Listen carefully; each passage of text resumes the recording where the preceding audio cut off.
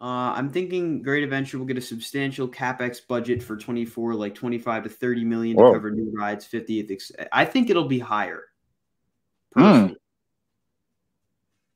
I think it'll be closer to 40. Wow. If they're not doing much of anything this year, I think Yeah. everything will go to 24. Mm. Call me crazy, but that's what I think. No, And that would cover go a ahead. coaster, but not much else. Which, Exactly. if they're going to go all out for the 50 and they want to include a coaster and something else, like a festival show, something, like you'll need a little more than that. But yeah, especially after listening to the earnings call, like I'm sure most of the audience doesn't like, they aren't really paying much attention to the nitty-gritty financial details, more so than they are like looking for like, oh, what's the next new coaster or that thing. But like the financial details, while like on the surface, like with the attendance and everything, don't look great. It looks like they do have plans to increase that budget, which is very promising. So yeah, don't rule it out. Just to go back to the conference, the call, did they say like the budget they gave for next year, was that going to be every park gets an addition, or is it going to be the Cedar Fair approach and certain parks will get additions? Cedar Fair, it sounded like they're planning to put more into rides. So it sounds like the focus of like the past year, 2 years was beautification of the parks.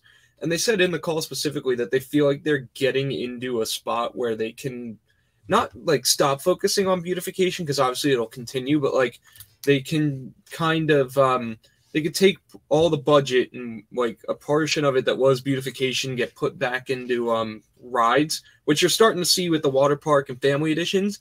And because that capex is increasing, it'll mean they can afford bigger, more thrilling things. But like, yeah, they're starting to shift from like strictly beautification to beautification plus rides, eventually more so like not strictly rides, but you know, like bigger focus on rides.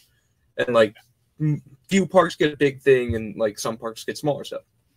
Okay. Because I could see like I could see a $30 million budget for the 50th, and Nitro will probably get repainted, probably get some kind of show, festival, and you'll probably get like a $16-18 million coaster is possible. But I don't think we're getting a giga. I think we're getting something.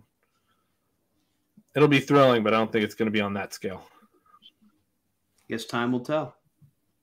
Yeah, they have to go all out with something, even if it's not a giga. Because remember, what we spoke about on Friday, the 40th anniversary, they didn't really do anything, nonetheless. So we're definitely due for something ginormous for 50. Next year, Great Adventure will probably get their own observation tower and the parachutes place for 24, and people will complain it's not a coaster. Well, I think they should do that in combination with the coaster to have, like, I guess for your 50th anniversary, right, you have paying homage to the old and getting ready for the new, kind of like that balance. I think that would be pretty cool, because parachutes, if that does happen, that would just be a giant restoration project, essentially. If Great Adventure does the Giga Coaster for the anniversary, I will be expecting some record breakers for the future Giga. I agree. I think it'd be tallest, fastest, the whole shebang. So yeah, I'm struggling to see how they can get a big coaster next year if Salim wiped the board when he came in, because there's a lot that goes into a big new coaster. Well, he definitely didn't wipe the board per se, because Magic Mountain and Fiesta Texas still squeaked their additions in. So the real question is how much was planned and how far along was the stuff that was planned when he first came in. Like, for example, if they had put a down payment in on a coaster, say it was a pretty sizable down payment too, you're not just going to can it and then eat, say, $1 million, $2 million, whatever it may be. So it was probably, if that's the case, it would probably just be worth it to go for it. I don't think he wiped the board. I think he just pushed the board back a little bit. Right. If anything. Because I think he was on the train of, let's see how far I have to push this back until I can, like, kind of have my own like vision of where this is going to fit in my plan. So I doubt he wiped the board. I think everything that was planned is still going to come. Yes, absolutely. And remember, guys, I don't know who was there on the chat that when I alluded to this, you're looking at a five plus year plan when it comes to any type of coaster and planning. So you can't just can something. And remember, Salim just got in 2021. So this was planned long before he even got here. Right. So, yeah, but it comes down to if there is a payment done, it'll happen. If there's no payment, then it's not going to happen. Yeah, there's a huge chance that it was a payment, as per John, perhaps. Let's see what happened. I don't know about that. I honestly wish they'd put a Blitz coaster instead. I don't disagree because personally, I would love to see a Velocicoaster style coaster at Great Adventure because I absolutely love Velocicoaster. Pantheon's great too. And of course, Maverick and the older gen Intamin Blitzes are great. And I think Great Adventure really is missing a multi-launch coaster of that scale. And I think it'd be very funny if they called it Alpine Blitz. Brian, it looks like Or you're Alpine itching to say Blitz. something, so go for Go it. ahead, Brian. No, I'm just Intamin with these Blitz coasters though. Velocicoaster's burning up wheels. Pantheon going through some wheels issue, and the structure's taking a beating. I think Intamin is a lot of parks don't want to work with Intamin because the maintenance upkeep on them is quite high.